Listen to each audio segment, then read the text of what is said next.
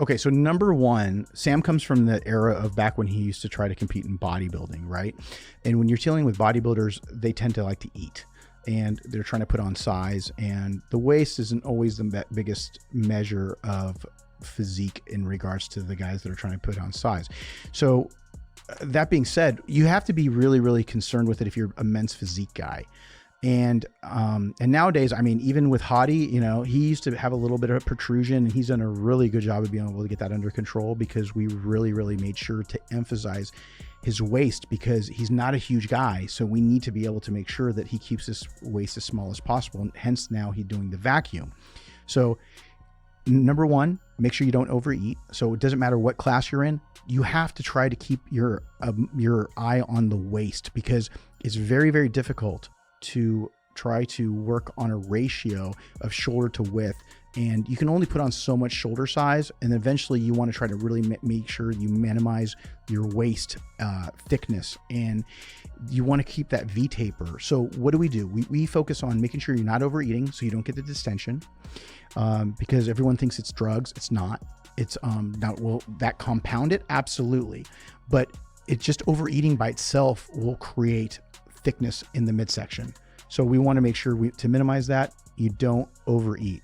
Ways of overeating. Let's give out some specifics here. So whether it's portion control for your carbs and your protein, making sure that you're getting the right amount of protein. You don't need 16 ounces of protein when you're a 200-pound men's physique guy, right? Most guys are in that 6 ounce to 8 ounce range. I would say 80% of people, men, are in that 6 to 8 ounce range of protein. So if you're going 12, 14, 15 ounces and you have this super coach that's this, you know, local guy that won the Mr., you know, Backyard Classic that's just training you, then you don't want to sit there and go, hey, look, he told me to eat 16 ounces of ribeye 3 times a day. No, dude, you don't need that. I mean, it's completely a fallacy. So you want to stay away from that. Also, if you are a bigger guy and you're trying to really load, be careful. Don't overdo the carbs, because that could bloat you. Also, other things that are going to bloat you got to be careful of is doing a ton of vegetables. If you're doing your meals and you're doing a ton of vegetables, that could bloat you. So you got to really make sure you keep an eye on the foods that are going to bloat you, making sure you're not overdoing the liquids when you're eating as well. You want to sip enough water to get the food down and to make it digestible, but you don't want to overdo it where you're going to create distension.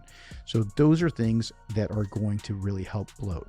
Other things that I add, ancillary items, enzymes and probiotics. Those will also help with making sure to maximize your digestion. So digestive enzymes, obviously, it was so important to me that I actually made one, Evogen, which you know about, which works great, by the way, a cheat meal. So digestive enzymes helps quite a bit. Probiotics also help too, just because you want to try to keep that gut flora in check to be able to maximize absorption of all the macronutrients. So a probiotic is really good.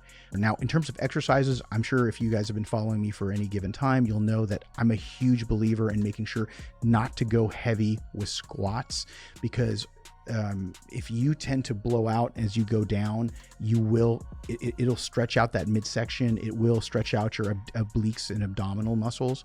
So I tell my men's physique guys particularly, be really, really careful with that, and wear a belt. Really watch your midsection. Try not to go too crazy with the, you know, singles or triples and doing that type of stuff. Now, I'm not telling you don't squat. I'm just saying just don't do that heavy powerlifting. Deadlifts 100%. Like if you're going out there and you're doing crazy deadlifts, your core is going to strengthen up, so your obliques are going to do that. That's why a lot of CrossFitters have very kind of more blockier physiques, because their cores are very strong, very functional, but not very aesthetically pleasing.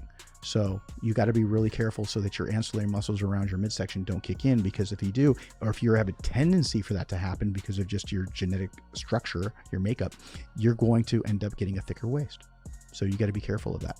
So just try not to go super crazy. Don't bring down doing triples and doubles, or just don't do them very often. And some people don't have to worry about it as much. If you have genetically a God-given small waist, you're not going to go out and, you know, get a wide waist, kind of like a Branch Warren or something like that. If you're not, you know, like that, if you're a flex wheeler, you're a flex wheeler. the damage you're going to do is going to be very minimal in regards to training heavy. But if you're a guy that has a tendency to get your obliques to grow, then you better be careful in terms of doing that, or doing really heavy one arm dumbbell rows, and you feel soreness in your obliques, and you're going, God, I think my waist is growing a little bit. Well, then maybe you should back off the amount of weight you're using, or use something where you have a pad on your chest where you get better contractions, or use both, so you do both arms at the same time, so that you're not doing that twisting motion.